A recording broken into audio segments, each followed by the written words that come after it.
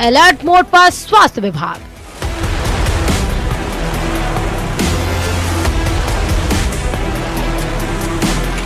HMPV यानी human मेटान्यूमो virus, जिसकी आहट ने स्वास्थ्य विभाग को अलर्ट कर दिया। केंद्र के साथ साथ राज्य सरकारें भी अलर्ट मोड पर हैं। चीन के हालात पर पैनी नजर रखी जा रही है। कोरोना के बाद ये HMPV दूसरा वायरस है जो चीन में फैलने के बाद भारत पहुंचा है। कर्नाटक की राजधानी बेंगलुरु में 3 और 8 महीने के बच्चे में इसकी पुष्टि हुई है। सैंपल की जांच बैप्टिस्ट अस्पताल में की गई थी। इसके अलावा गुजरात में 2 महीने के बच्चे में HMPV वायरस की पुष्टि हुई है। अभी रिसेंटली हमने एक बच्चे में ह्यूमन मेटान्यूमो वायरस का इन्फेक्शन हमने देखा है। फर्स्ट ऑफ ऑल, इसमें कोई पैनिक होने की जरूरत नहीं है। ये बेसिकली सिंपल फ्लू जैसा वायरस है जिसमें सिम्टम भी नॉर्मली सर्दी होता है, खांसी होता है, बलगम निकलता है बच्चे को। कई बार सीवियर केसेस में ब्रेथलेसनेस बोलते हैं कि जिसमें बच्चा थोड़ा स्पीड में सांस लेता है, कई बार ऑक्सीजन का लेवल डाउन होता है, मगर वो बहुत ही रेयर केसेस में देखने को मिलता है। जो हमारे यहाँ पे बच्चा आया वो 24 दिसंबर को अपने यहाँ पे एडमिट हुआ था ऑरेंज हॉस्पिटल पे। ऑलमोस्ट 5 डेज वेंटिलेटर सपोर्ट देने के बाद बच्चे की हालत में काफी सुधार आया। वायरल का एंटीवायरल मेडिकेशन होता है, सपोर्टिव ट्रीटमेंट होता है, नेबुलाइजेशन। उसके बाद बच्चे को हमने छोटे मशीन पे भी रखा और अभी बच्चा एकदम डिस्चार्ज के लायक हो गया है। तो बेबी इज एब्सोल्युटली फाइन। चीन के हालात पर भारत नजर बनाए हुए है। केंद्र सरकार को लेकर अलर्ट हो गई है।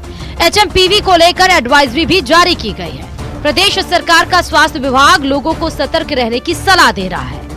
नहीं, हम लोग पहले से पूरी तरह से तैयार हैं। जो एक समाचार जो आ रहा था कि चाइना में एक नया तरह का वायरस आया है और जिसमें कि उसकी मॉर्टेलिटी बहुत ज़्यादा है, तो उस संबंध में हमारे DGHS डॉक्टर अतुल गोयल साहब ने, जो NCD चेयरमैन भी हैं, कुछ दिनों पहले ही बयान दिया है कि हमारे जो केसेस यहाँ पर जो हम लोग मॉनिटरिंग और सर्वेलेंस कर रहे हैं उनमें ऐसी कोई बढ़ोतरी देखने को नहीं मिली है दिसंबर में।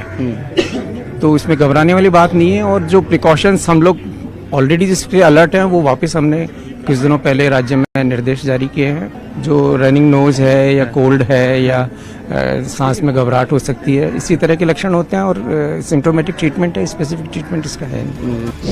HMPV नया वायरस नहीं है। साल 2001 नीदरलैंड में सांस की बीमारी से पीड़ित बच्चों में इसकी पुष्टि हुई है। वायरस सभी मौसम में हवा में मौजूद होता है। HMPV एक RNA वायरस है जो आमतौर पर सर्दी जैसे लक्षण पैदा करता है। इसका जोखिम ठंड के मौसम में ज्यादा होता है। हालांकि ये कोरोना वायरस से अलग है, लेकिन दोनों के लक्षण एक जैसे होते हैं। कोरोना वायरस जहां कोरोना विरेज फैमिली का हिस्सा है, जबकि HMP वायरस पैरामाइकोसोविरेड फैमिली का हिस्सा है। साल 2023 में Netherlands, Britain, Finland, Australia, Canada और अमेरिका जैसे देशों में भी HMP वायरस का पता चला था।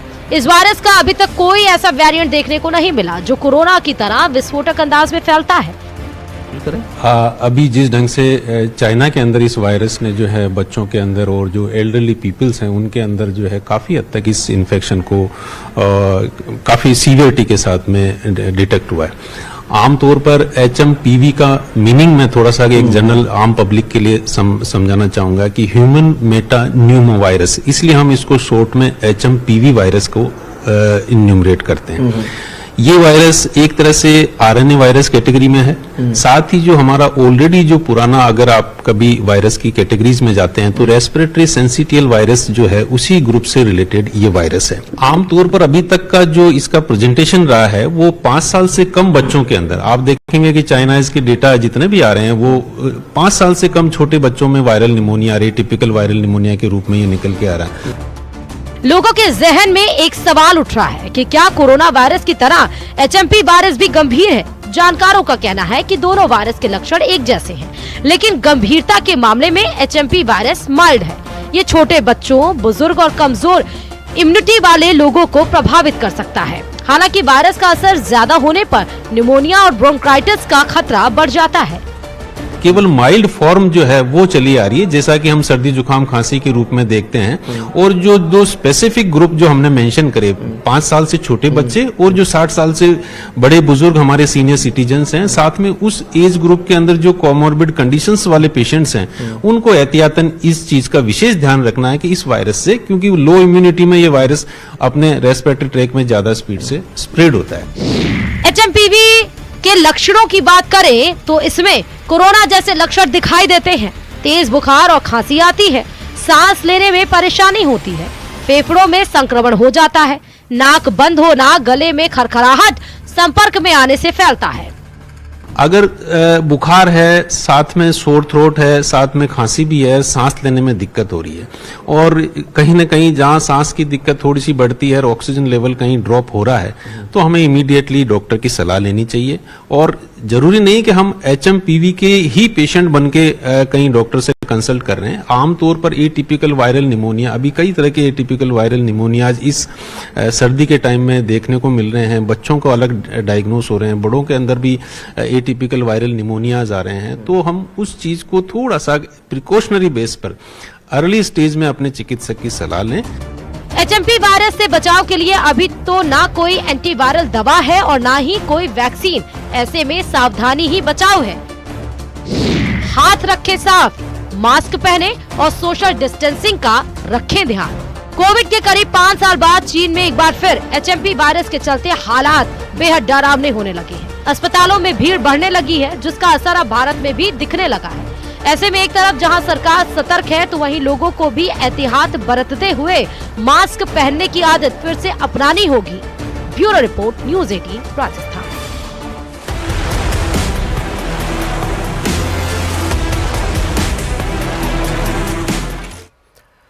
एसआई भर्ती 2021 के मामले में ट्रेनी एसआई को फील्ड ट्रेनिंग पर भेजने पर हाईकोर्ट ने सरकार को फटकार लगाई है। हाईकोर्ट ने कहा कि 18 नवंबर को जो आदेश दिए गए वो यथास्थिति उनकी बरकरार रहे, उनका पालन होना चाहिए, वरना कोर्ट की अवमानना इसको माना जाएगा। कैलाश चंद्र शर्मा और अन्य लोगों की याचिका पर जस्टिस समीर जैन की एकल पीठ ने आज सुनवाई के दौरान यह बात कही।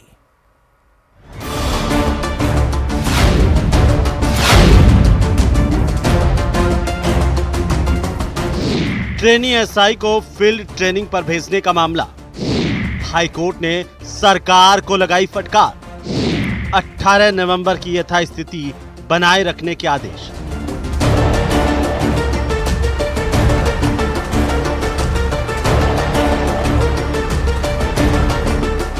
एसआई भर्ती 2021 मामले में ट्रेनी एसआई को फील्ड ट्रेनिंग पर भेजने पर हाईकोर्ट ने सरकार को कड़ी फटकार लगाई है।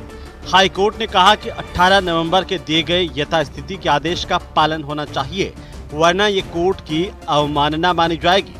दरअसल ट्रेनी एसआई को फील्ड ट्रेनिंग पर भेजने के पुलिस मुख्यालय के आदेश को हाईकोर्ट में चुनौती दी गई है, जिस पर सोमवार को हाईकोर्ट में सुनवाई हुई। हाईकोर्ट ने सरकार को 2 दिन के अंदर जवाब देने के लिए कहा है। इस मामले में अब अगली सुनवाई गुरुवार को होगी। न्यायालय ने अपना जो यथास्थिति का ऑर्डर था उसको उसकी पालना नहीं होने पर बहुत गंभीर टिप्पणी सरकार पर करी। कोर्ट ने कहा कि जो मेरे यथास्थिति का ऑर्डर है उसकी पालना होनी चाहिए, कुछ भी इधर से उधर ना करें। कोर्ट ने यह भी कहा कि जो मेरी यथास्थिति की पालना है, जो यथास्थिति का मेरा जो आदेश है उसकी पालना क्यों नहीं की जा रही है। एक तरफ तो सरकार पिछले 6 हफ्ते से कोर्ट में जवाब नहीं दे रही है, और दूसरी तरफ जो मेरी यथास्थिति का आदेश है उसकी अवमानना करते हुए उनको फील्ड पोस्टिंग दी जा रही है। कोर्ट का रुख बहुत ही गंभीर लग रहा था। इसके साथ साथ कोर्ट ने 2 दिन का समय दिया है जवाब देने के लिए, और मामले को गुरुवार को रखा है। एक तरफ ट्रेनी एसआई को फील्ड ट्रेनिंग पर भेजने से हाईकोर्ट नाराज है, तो वहीं दूसरी तरफ एसओजी का एक्शन भी जारी है। एसआई भर्ती परीक्षा का पेपर लीक मामले में गिरफ्तार 45 से ज्यादा ट्रेनी एसआई में से 20 एसआई सस्पेंड किए जा चुके हैं। दरअसल गिरफ्तारी के बाद जमानत पर रिहा होने के बाद विभाग की तरफ से ट्रेनी एसआई को फील्ड ट्रेनिंग के लिए जिलों में भेज दिया गया था। याचिकाकर्ताओं की मांग है कि पेपर लीक की पुष्टि होने के बाद भर्ती रद्द की जानी चाहिए, लेकिन इस मामले में सुर्खियों में रहने वाले कृषि मंत्री डॉक्टर किरोड़ीलाल मीणा ने परीक्षा रद्द करने के सवाल पर अब चुप्पी साध ली है। परीक्षा रद्द हो जाएगी लगता है आपको? हाँ?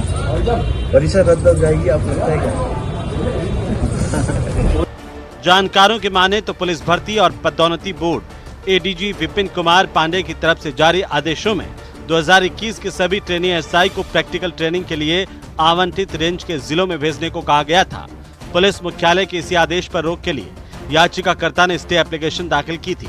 बहरहाल हाईकोर्ट ने सरकार को सख्त लहजे में 18 नवंबर 2024 के स्टे ऑर्डर के पालन करने की नसीहत दी है। अब देखना होगा कि गुरुवार को होने वाली सुनवाई में राज्य सरकार क्या पक्ष रखती है। Bureau report, news 18 Rajasthan.